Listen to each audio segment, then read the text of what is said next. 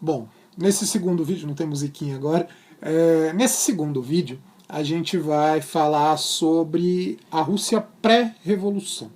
Eu vou tentar colocar os principais eventos da Rússia pré-revolução. Então, primeiro, eu acho que o primeiro ponto que tem que ficar claro, que eu já citei em outros vídeos, falei na live, falei em diversos momentos.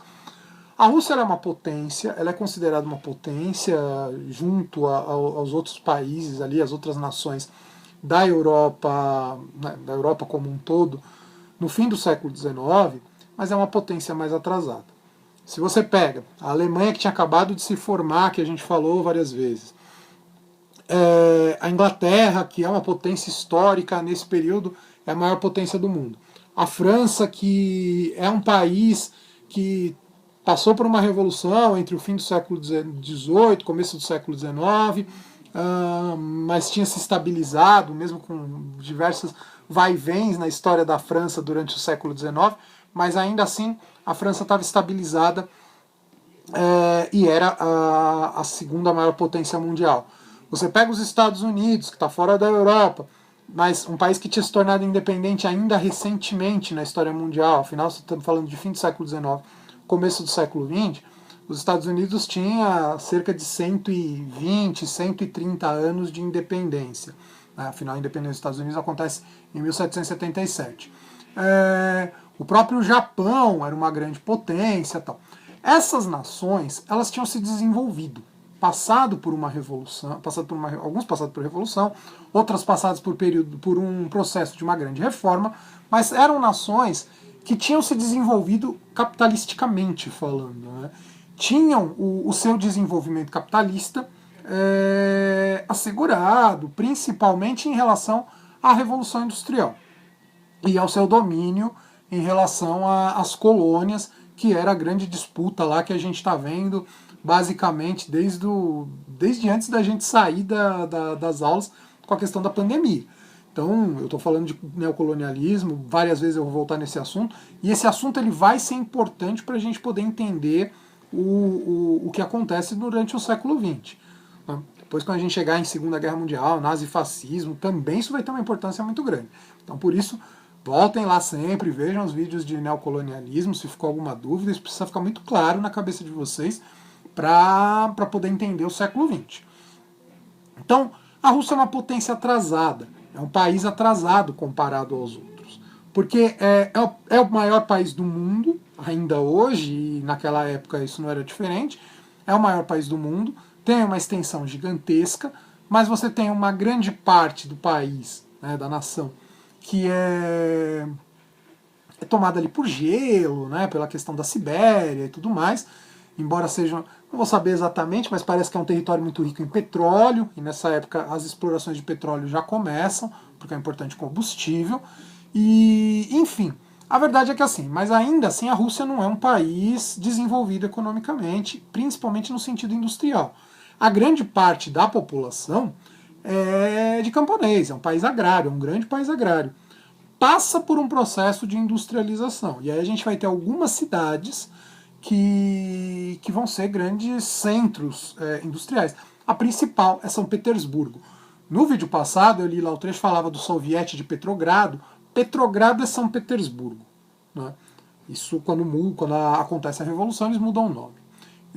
Hoje a cidade voltou, uma vez que caiu já o regime socialista, o regime comunista na Rússia, voltou a se chamar São Petersburgo. A cidade de São Petersburgo era um dos principais centros ali, inclusive era a capital do Império Russo, e é a cidade mais desenvolvida. A gente tem algumas outras, como a própria cidade de Moscou, que depois virou a capital. São grandes cidades desenvolvidas, né? São cidades que a gente vai ter uma revitalização com o processo de industrialização. A Rússia, ela se torna um país industrializado muito devido a empréstimos que se pega de países como principalmente a França. Né? Nos vídeos de Primeira Guerra, acho que eu falei muito isso, a França e a Rússia começaram a se aproximar muito, né, entre o fim do século XIX e começo do século XX, por causa da Entente Cordiale, e a França começa a apoiar muito economicamente a Rússia para, se acontecer uma guerra contra a Alemanha, exatamente ter lá a questão da guerra das duas frentes. A Alemanha tem que dividir suas tropas, porque se a França entrasse numa guerra sozinha com a Alemanha, a França seria facilmente derrotada. A Rússia era importante para que a França pudesse se manter ali mais ou menos imune ou mais ou menos a salvo de uma guerra contra a Rússia. A Rússia, então, uma guerra contra a Rússia, não, uma guerra contra a Alemanha. A Rússia, então, é um país extremamente atrasado, passa por uma industrialização que depende muito do dinheiro externo, então da dívida externa. Então é um país que não consegue trazer grandes melhorias para a sua população. Ao mesmo tempo, você tem um regime autocrático. Enquanto o mundo todo está passando por regimes, está substituindo os regimes monárquicos absolutos, em que o poder está concentrado na mão do rei, que várias vezes eu falei para vocês sobre essa situação, e passando por regimes que são regimes democráticos ou republicanos, está começando a ter uma divisão do poder. Você tem o parlamento sendo eleito pelo povo, ou o próprio presidente sendo eleito pelo povo, exemplo que acontece mesmo aqui no Brasil, quando a gente falava lá da proclamação da República, a República do Café com Leite. Na Rússia isso não acontece. O czar, né, a palavra czar ou czar, vocês podem encontrar em livros, em sites, os dois termos, vem do termo César, lá, lembrando do Império Romano. Então César era a grande figura, o czar era a figura de liderança romana, ou era a figura de liderança russa, mas tinha um nome inspirado na figura de liderança romana. Assim como na Alemanha a gente vai ter o Kaiser Guilherme, Kaiser, que é nome de cerveja, é um termo também que vem de César, para a gente ver como a importância do Império Romano atravessa os séculos e milênios quase, né? Afinal quase dois milênios entre a queda do Império Romano e o século XIX. Ainda assim, a figura do César é importante, né? Representa alguma coisa, e você tem um regime autocrático fortemente marcado pela perseguição de adversários. Então, por isso que eu falava no vídeo anterior que existiam atos terroristas. Um dos czares, eu não vou me lembrar agora, acho que foi o avô do Nicolau II, morreu num ato terrorista. Então, para ver o ódio que havia de uma parte da população em relação ao czar. Não era a população como um todo não, tá, gente?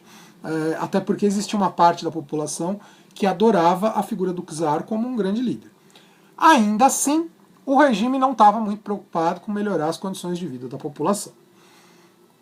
A Rússia vai passar, além dessa situação econômica, dessa situação política, a gente vai ter uma grande besteira que os russos vão fazer, que é entrar em guerra com o Japão, que eu também já citei isso. Em 1905, a Rússia tenta estender seus domínios sobre a China, quer expandir seu império, tentando dominar algumas regiões da China, e com isso arruma confusão com o Japão. Os japoneses bombardeiam alguns navios russos, a Rússia declara guerra ao Japão. E é destroçada. A Rússia perde a guerra de uma forma vergonhosa, a frota russa é derrotada, é destruída, mostrando o quanto a Rússia estava atrasada, né, e não tinha força para bater de frente com as grandes potências europeias, no caso o Japão não é uma potência europeia, mas com as grandes potências mundiais, quando entrava na questão militar. Essa situação leva o povo a se revoltar. Na verdade, não vai acontecer propriamente uma revolta num primeiro momento. A população vai fazer uma manifestação. Se eu não me engano, foi em 5 de janeiro.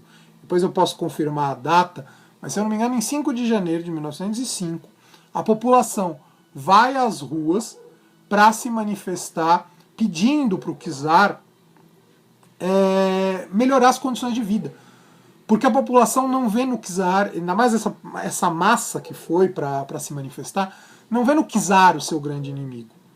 Vê nos grandes burgueses, nos grandes proprietários de terra, nos patrões, mas não vê no czar o inimigo. Então eles vão para a rua, né, fazer uma manifestação pacífica em São Petersburgo e as tropas czaristas atiram contra essa população. É o chamado Domingo Sangrento, né, da história. Até tem lá a música do U2, que é inspirada nessa situação, nesse evento. O Domingo Sangrento, então, marca o início de uma tentativa de revolução na Rússia. Quem vai liderar é o Partido Operário Social Democrata Russo, que vai ser a base do que vai se formar, do que vai ser depois o Partido Comunista Russo. A social-democracia, falando bem rapidamente, é um movimento que defende a democracia, defende um regime democrático, mas um regime democrático com viés mais social, buscando diminuir as desigualdades sociais. Todos os partidos que surgem entre a segunda metade do século XIX e o começo do século XX, inspirados pelos comunistas, vão de alguma forma não adotar o termo Partido Comunista, mas vão adotar o termo Partido Social Democrata. Eu não lembro se tem algum partido que se chama Partido Comunista nessa época. A maioria são sociais-democratas. Então, na Rússia, surge o Partido Social Democrata, que vai ser o grande líder da revolução, dessa tentativa de revolução, que não dá certo. A primeira revolução russa, né, a primeira tentativa de revolução russa não dá certo. Então vejam como o cenário na Rússia está bastante complicado. Você tem, de um lado, um regime autoritário, você tem uma situação econômica não tão bem desenvolvida, apesar de ser um país forte, uma potência, não é uma potência tão forte quanto as outras. Naquele mesmo livro do Trotsky, em um outro momento ele vai dizer, que eu li lá no vídeo anterior, o Trotsky vai dizer que a Rússia é quase que uma colônia dos países, das potências europeias, principalmente da França, da Alemanha, enfim, né? E ao mesmo tempo é um país que está em turbulência por causa da questão da revolução, por causa das péssimas condições de vida das classes mais pobres. A população mais pobre não está nada satisfeita com a situação na União Soviética, com a situação de vida na Rússia. Então eles querem melhorias de vida. Isso vai ser a centelha para se estourar a Revolução 12 anos depois. Aqui a gente está em 1905, 12 anos depois vai acontecer a Revolução Russa realmente. Tem dois pontos ainda que eu quero falar. A questão do partido, né? Então, o Partido Social Democrata, o Partido Operário Social Democrata Russo, é isso? Partido Operário Social Democrata Russo, o POSDR, POSDR, é isso mesmo. O Partido Operário Social Democrata vai se dividir em dois, numa dada altura do momento, né? Você vai ter os bolcheviques. Bolchevique é um termo em russo que está relacionado à maioria, que são os que defendem propriamente as bandeiras comunistas, né? Estatização dos meios de produção, uma radicalização maior para acabar com a desigualdade social. Os mencheviques, que é um termo que está desligado à minoria, vão ser aqueles que vão defender uma revolução mais light, vamos colocar assim, uma revolução liberal. Na verdade, o que eles defendem é tirar o czar do poder e colocar medidas liberais. Liberdade de imprensa, liberdade de associação, algumas questões sociais, redução do horário de trabalho, da jornada de trabalho e tal, mas não vão mexer propriamente com os interesses da elite russa. Enquanto os bolcheviques vão mexer com os interesses da elite russa. Essa divisão vai ser importante, porque a Revolução Russa realmente ela vai acontecer com a disputa desses dois grupos. De um lado, os mencheviques, do outro lado, os bolcheviques. E um segundo ponto, né, um segundo ponto aí para a gente chegar, e o último ponto que eu quero trabalhar, os dois pontos que eu falei que precisava falar. O segundo ponto é a questão da entrada da Rússia na guerra. Então, já falei isso várias vezes para vocês, a Rússia entra na guerra, na verdade, praticamente quem declara a guerra é a Rússia, porque a Áustria declara guerra à Sérvia, como existia aliança da Sérvia com a Rússia declara guerra à Áustria e à Alemanha. E aí começa, a França entra na guerra, a Grã-Bretanha entra na guerra, e aí se torna a Primeira Guerra Mundial. A Rússia entra na guerra. No começo, há um certo otimismo em relação aos soldados russos, tá? Que vão em nome do czar, aquela coisa toda. Mas depois a coisa não se torna... O otimismo vai se demonstrando cada vez mais inexistente. A Rússia vai levando... A Rússia, na verdade, vai levar um verdadeiro pau da Alemanha no decorrer da guerra. Não é? Exatamente porque os russos não estavam preparados. Como eu já falei na live anterior, lá na live que eu fiz tirando dúvida semana que foi postado, foi feita lá na semana passada, os russos estavam indo para a guerra sem bota. Não tinha nem bota para marchar. Então, para a gente ver como estava a situação. Imagina você marchar com o pé descalço, sei lá, seja lá o que eles usavam, na Rússia. Então, os russos levaram um verdadeiro pau. E isso vai agravando a situação econômica da Rússia. Então é óbvio, os russos, isso vai começando a aumentar a insatisfação contra o czar.